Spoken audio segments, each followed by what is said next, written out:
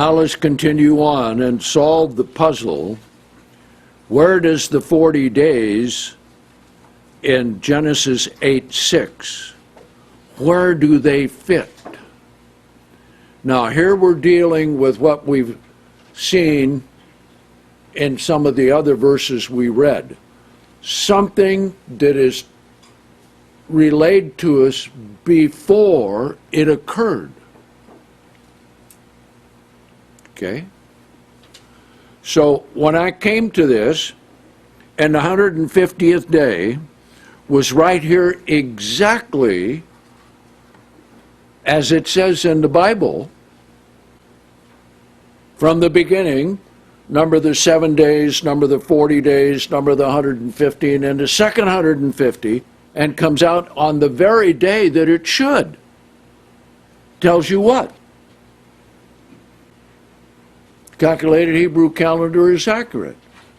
And we're going through what was 2,369 and 68 years before Christ. So we're looking at about what?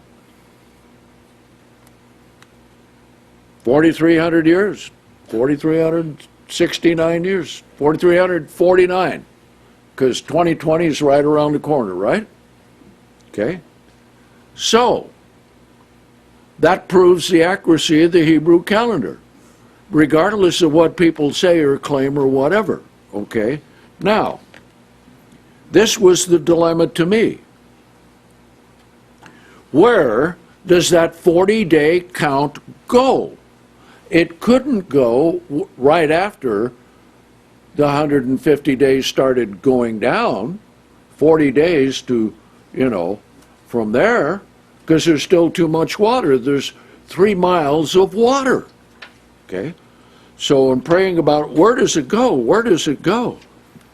And it came to me after the 150 days. So I said, all right, let me try that. So here we have Noah's 601st year. So I have noted here Genesis 8:13 and 8:6, same event, opening window and covering. So let's see if that's true.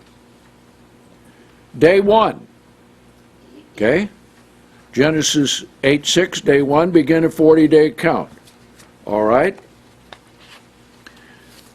So that's the second day of the month, so 40 days. Down here, the month ends with 29 days of the 40. Okay? Go to Iyar, the second month, and we have 30, 37, 38, 39, 40. Okay? After 40 days, so that is the 12th day of Iyar in the second year. Okay? Noah opens the windows and covering, sends out the raven. It came back and the dove returned. Then it says he waited another 7 days. So I counted 7 days. 1, 2, 3, 4, 5, 6, 7. And then on the 19th, he sends it out again. And it comes back with an olive leaf in its mouth. Now let's stop and think about the condition of all the trees on the earth. The trees were all covered with water, probably lost all of their leaves and everything. And how long would it take for the leaves to come out after the water reached a certain point? We don't know, but this tells us that the leaves were not coming out when he sent the dove out on the 12th. So all of the trees were probably ready to start budding out their leaves, but they weren't out. So here 7 days later are the leaves. So the dove comes back with a leaf in its mouth, and then he says he waits another 7 days. Okay, let's count it. 1, 2, 3, 4, 5, 6, 7 days. Okay. After 7 days, he sends the dove out. the dove does not return. That's day 26 of the second month. What's day 27 of the second month? Let's read it.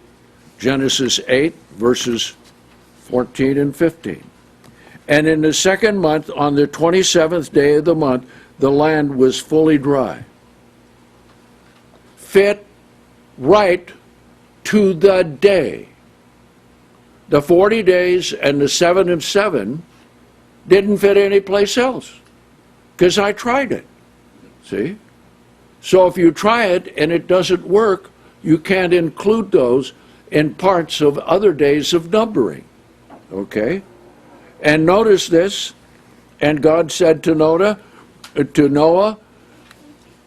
verse 16, go out of the ark, you and your wife and your sons' wives with you, and bring out every living thing that is with you, of all flesh, of fowl, of livestock, every crawling thing that crawls upon the earth, so that they may breed abundantly in the earth, and may be fruitful and multiply upon the earth. Okay? Now then, what had to be ready for all of the animals coming out? Grass, food, fruit, whatever. Okay? So, let's go back and review. Let's come back here to the first day of the first month and just review. Now, this year, 369, was printed out by Ron Carey from our website, Sacred Calendar Calculations. So I said, print me out year 2369. Okay? Now, I did not do that right at first. What I did, I said, find me a leap year of 385 days. So he sent me one that ended with Iyar, the second year, on the Sabbath. Well, you know, God is not going to let him out of the ark on the Sabbath, right? So I said, there has to be a year either Monday or Thursday, rather than the one that you gave me. So then I used that one, and it all came out just fine. It began with a Thursday like we have here in 2369. So then I said, all right, what is 2369? That's the year of the flood in the chronology that we have. There you go. Interesting. Comment was made that in the first month of year 2369, Passover is in the middle of the week. Okay? All right? Also, let's come to the second month. Okay? So we have two things that are locked in by what God says, that everything else must fit into that parameter. Right? Okay. Which is, entered into the ark the second day of the second month, 10th day, 2369. So we know it's a 385-day year. So we deduct 39 days from 385. Do you follow that? Okay. You come nice and 1 down to IR 9, that's 39 days. So you have 346 days. Then at the end of that year, you've got 56 days more. So that's 402 days that they were in the ark. And the year of the flood was 385 days, but it was not precisely within the 385 days. See? It was from the 10th they went in, but it is described the 17th day of the second month. right? That's where it begins. It says they went in, and that day, 7 days after they went in, then the rains came and the fountains of the deep broke up, right? Okay? So then you start counting 40 days. So let's look at it. We didn't miss a day. Okay? We come all the way to the third month. It's day 14 to begin, and day 40 is on the 27th day of Sivan, or the third month. Then it says, Genesis 7:24, waters prevailed 150 days. So, if you include the 40 within the 150, you come up short. So it can't be that. See? So every day has to be accounted for. So then, let's go to the next month, the fourth month. We're continuing counting the 150. Begins with 4 and ends in 32. Fifth month begins with 33 and ends in 62. Sixth month begins with 63 and ends with 91. Seventh month begins with 92 and ends with 121. But Genesis 8:4 says, the ark stood still over or near the mountains of Ararat on the 17th day of the 7th month. Bang, right in the middle. Okay? So let's go on. Let's go to the 8th month. Begins with 122 and ends with day 1 of the count going down. So we have the full 150, and it says, start of 150 days, waters going down. Okay? So we haven't had extra days, and we haven't deleted any, right? Okay? This is why I did it day by day. Number every day. So month 9 begins with day 2, ends with day 31. Okay? And the 10th month, now it says the 10th month, the top of the mountains were seen. First day of the 10th month, there you go. Okay? But this is why we know that the 40 days cannot take place at the 40th day of the going down of the water. Here's why. First day of the 10th month, tops of the mountains of Ararat seen, water still 3.2 miles deep. So you couldn't send the dove and the raven out then. There was nothing but water.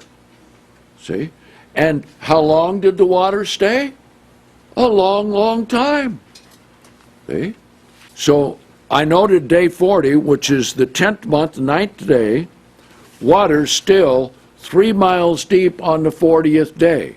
So you couldn't have, after 40 days, included in the 150 going down. It has to come after. And that's why it's difficult to figure, because when you read Genesis 8, because it tells us what's going to happen before it happens, it looks like it happens immediately on the 40th day. Okay? But it doesn't. So we come to month 11. It begins with day 61 and ends with day 90. We come to month 12, Adar 1. Begins with day 91, ends with day 20. Okay? We come to Adar 2, which is the 13th month, the intercalated month. Okay? It begins with 129, now notice carefully, and 121, and ends in 149. Now what does it tell us? Okay? Go to the next month. Nisan 1 of the next year. Genesis 8:13, let's read it. And it came to pass in Noah's 601st year, in the first month, the first day of the month, that the waters were drying up from the face of the earth. Okay? Now, in laying out all of these numbers, when I came to day 150, and it was on the first day of the 7th month, I said that's correct. The 40 days comes after. See? The only way it could be. Though it's related before. It doesn't work if you put it before. Too much water. So then, what do we have? Nisan, the first month of the second year, on day 2, we start the 40-day count. Okay? So, no fudging, no leaving out, nor adding to, nor combining. Okay? And Nisan ends with day 29 of a 40-day count. Second month, second year, first day of the second month is day 30, and day 40 comes on the 11th day. Okay? Then, that's when Noah sends out of the ark the raven and the dove. So they go out, they come back. He waits another 7 days. 1, 2, 3, 4, 5, 6, 7. Then on the 19th, he sends him out again. And the dove returned with an olive leaf, which tells you that the environment is changing and warming up and the trees are sprouting their leaves. Okay? So then he waits another 7 days. 1, 2, 3, 4, 5, 6, 7. And that's day 25 of the second month of the second year. And verse 20, day 26, he sent the dove out, and the dove did not return. Okay? Day 26 of the second month. What is day 27 of the second month? Let's read it. Genesis 8:14. And in the second month, on the 27th day of the month, the land was fully dry. Okay? So they let them out of the ark. God let them out of the ark on the 27th day. The day after, the dove didn't come back. Okay? And it all ties right in. There's no adjusting for anything but putting it in its right perspective. Okay? So this is where people make a lot of mistakes of it, is that they try and put the 40 days in a place that won't work. But here it fits perfectly, right? Okay. Now, I ask myself, of all the years, of all the counter debates, of all the things that we've gone through, why did it take so long to do it this way? To actually put it down and take it day by day. See? Now, I've done this before with the Passover, Christ's death, and then the 3 days and 3 nights in the tomb, and the days he's resurrected. I've got that as a chart. And it lays it out so easy to follow. And the Protestant and Catholic world like to have the crucifixion on a Friday and the resurrection on a Sunday. So it's important to have it listed out clearly, day by day by day by day. So this is one of the first things I did when I was ordained, when we were coming to our first Passover up in Boise. I wanted to find out how all the days fell coming to the Passover and then how it figured out everything involved. And so I laid it out. I took a sheet of paper and wrote Matthew, sheet of paper and wrote Mark, and sheet of paper and wrote Luke, sheet of paper and wrote John on the top. And I started out trying to figure out where the days would come. We know that it was the first month of the year in which he was crucified, and we know that the Passover was in the middle of the week, right? Okay. Now then, so the question is, why did it take us so long to do something like this, to come up with everything that we have here, laying it out day by day? We could have solved a lot of problems a long time ago if we would have done that. How did I come to it on a Thursday, you ask? Okay. So when I first started, I asked Ron Carey, send me a leap year with 385 days in it. So he selected a leap year, which was not 2369. I hadn't asked for that yet. Okay. I just wanted to see how everything fell. So he sent me one where then the 27th of Iyar, the second month of the second year, fell on a Sabbath. I went through the whole thing. Day by day by day, I went through the whole thing and came down here, 27th of Iyar, Sabbath. I said, uh-oh, that won't work. So I said, I know that the year has to start on a Monday, Thursday, or Sabbath. So the one he sent me was on a Sabbath, and it ended on a Sabbath. Okay? Now let's look at it here just a minute. Iyar 27 ends on a Thursday. And this is the second year. The first year begins on a Thursday. Okay? So, when I had Iyar 27 on a Sabbath, I said, no, that won't work, Ron. I said, send me one that starts on a Thursday, because I knew it had to be Monday, Thursday, or Sabbath. So he sent me one, I think it was 2024-25, which starts on a Thursday. So then I went through and did the whole chart again, all the way through. And everything fell and fit without having to make any adjustments at all. Everything fit. So then I said, all right, if this is not 2369, someone's going to say, well, why didn't you go to 2369 and work it out? So I called Ron and said, please send me year 2369 BC and the first 2 months of 2368 BC. And so he pulled it up and he said it's 385 days.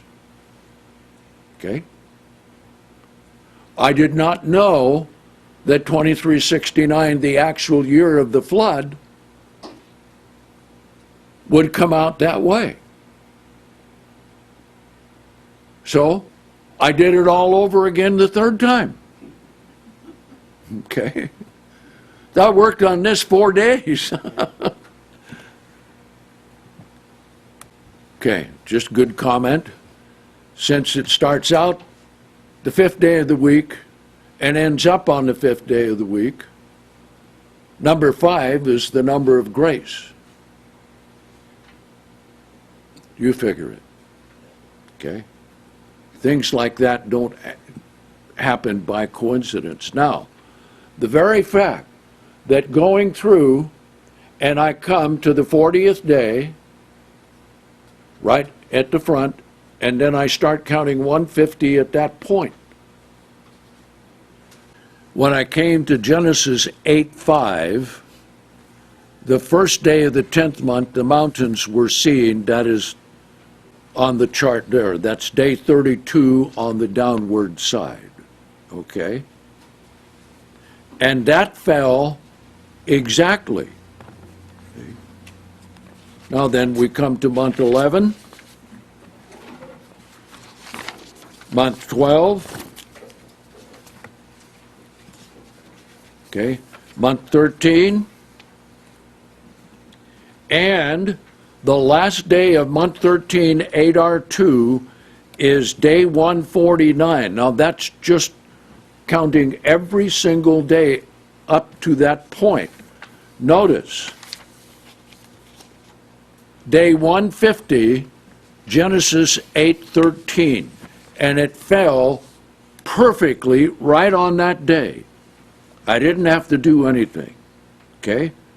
And it came to pass in Noah's 601st year, in the first month, the first day of the month, that the waters were drying up from the face of the earth. Okay?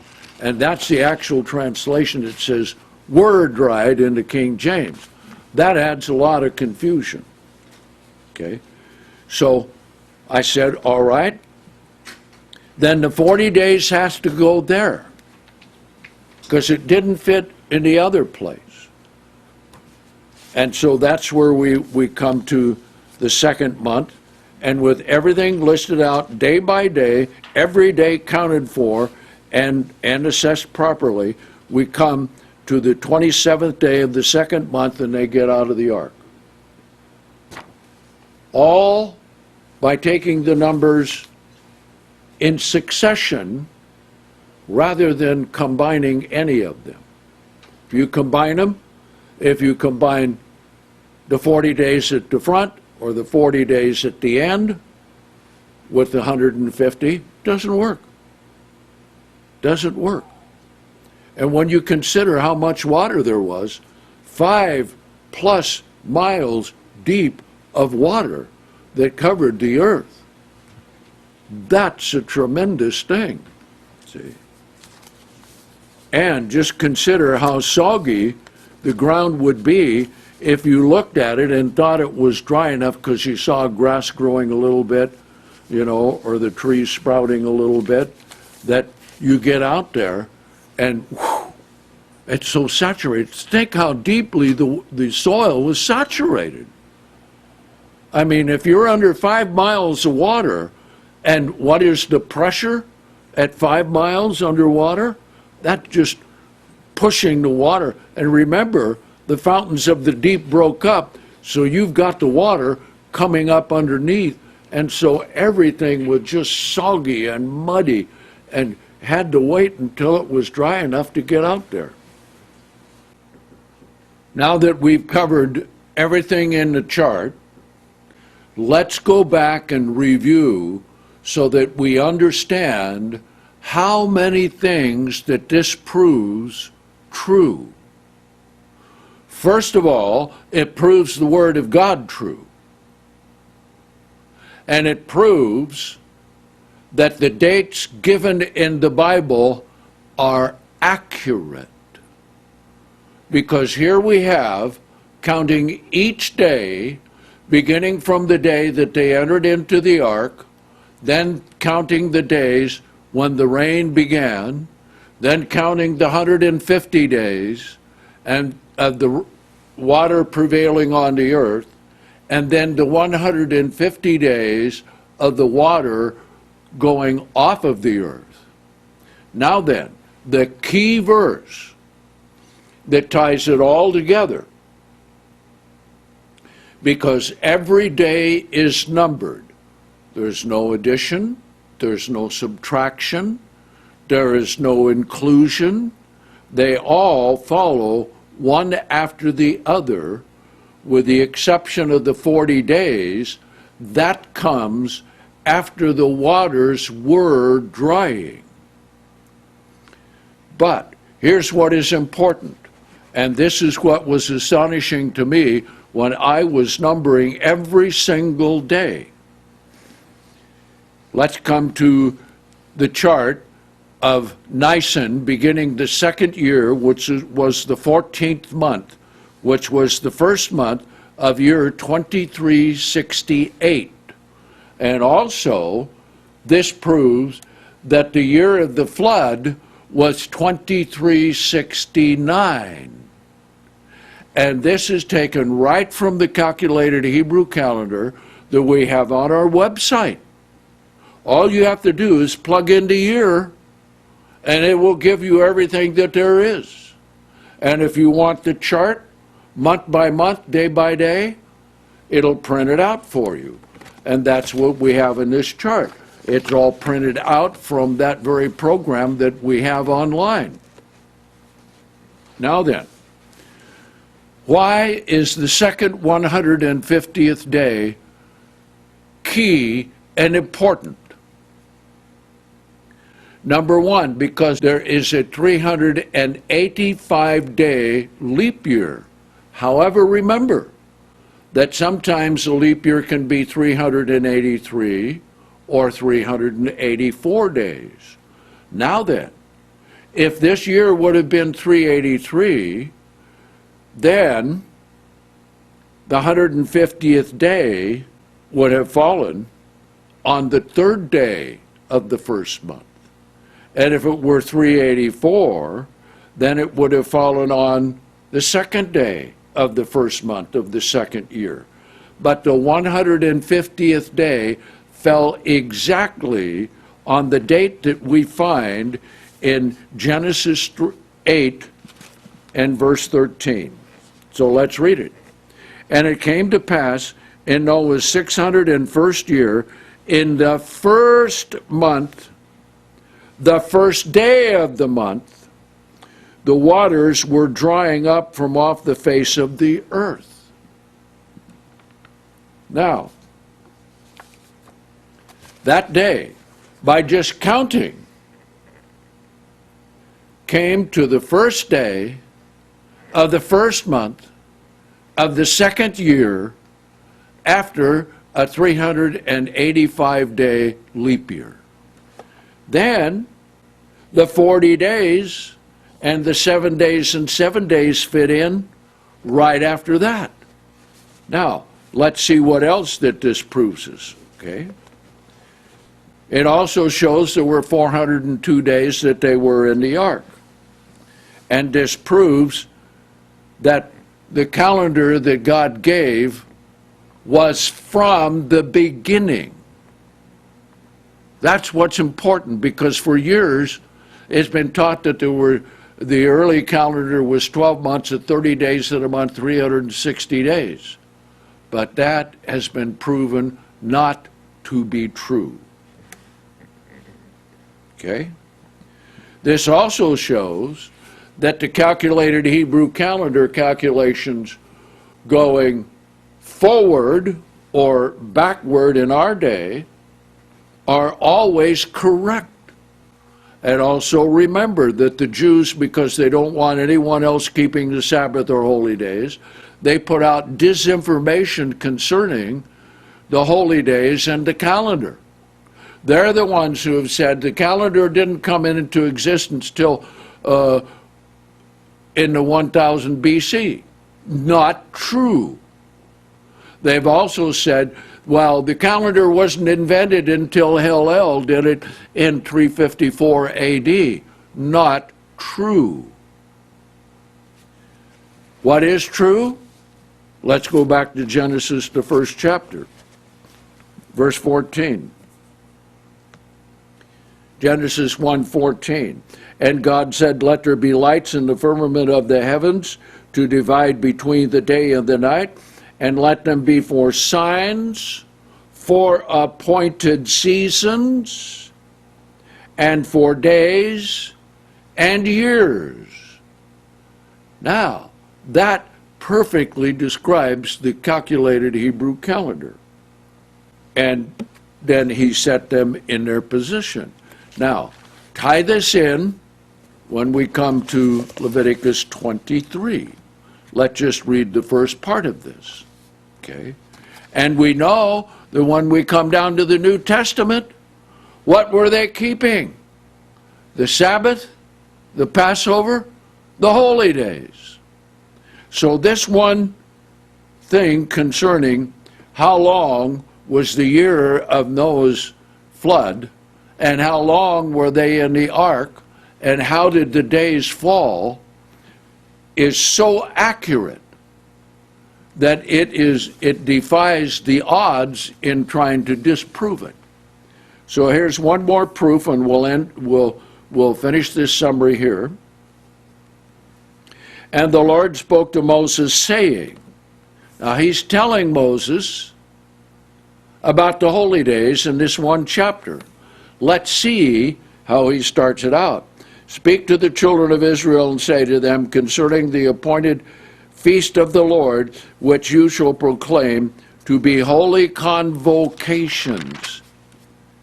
Even these are my appointed feast. Why? Because he invented the calendar. And he made it the way that it is today when he set everything in motion in Genesis, the first chapter.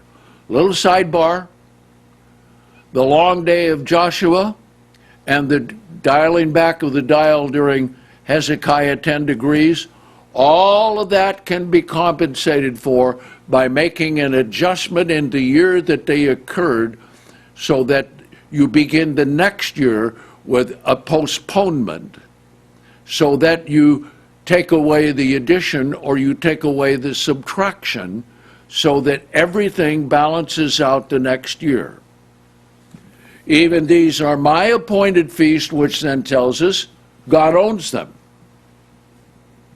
And he starts out then, 6 days shall work be done, but the seventh day is the Sabbath of rest, the Sabbath. So the Sabbath has been in effect from the beginning. The holy days, when revealed, have been in effect from the beginning. So all of this is keyed to the length of time of the flood, when it began, when it rained, when the rain prevailed and the waters prevailed and the waters went down, and all of it fits in perfectly. So, what does this tell us? This tells us that if you prove all things, rely on the Word of God, don't try and put your own ideas into it, that you'll come up with what is right that God wants you to know. See? And so, I couldn't speak on anything else this week because I was all week going through this, see? And the dilemma was, that last 40 days, where does it go? And then I remembered, you start reading about the flood, and part of it is if it's ready to occur right away, and they hadn't even started building the ark. Okay? So that's the way the Bible does sometimes. It tells you what's going to happen before it happens, and you have to fill it in the right place. And that last 40 days was the tricky account. Now, think of this. Those people who do not know about the Hebrew calculated calendar, which is the one God gave us, and they try to put this together on a Roman calendar, you can't end up in the second month. You can't start in the second month and then end up in the second month. Why? The days don't match. See? So someone got this booklet and right away sent me an email. Well, it's simple to figure out. You have 150 days, 150 days, that's 300. Okay? 40 and 7 and 7 and 7 is 361 minus 1 day is 360 days in a year.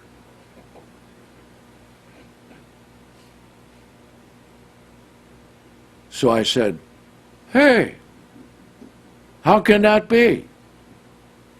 So, and then he said, well, we plagiarize Don Ross. No, we didn't plagiarize Don Ross. I've got it. He sent it to me, and thank you for sending it to me. I went over it. It's similar, but if you're explaining the same thing, will there not be similarities? If you're dealing with numbers that are numbers, Will there not be similarities? Of course. But it's how to count it. See? Just the same problem occurs with a Friday crucifixion and a Sunday resurrection. How you going to get 3 days and 3 nights from Friday to Sunday morning? One brilliant deduction was by a man, well, since it was dark from the 6th hour to the 9th hour, that was the first night. Well, how could he be in the grave when he was still on the cross? See? One final note.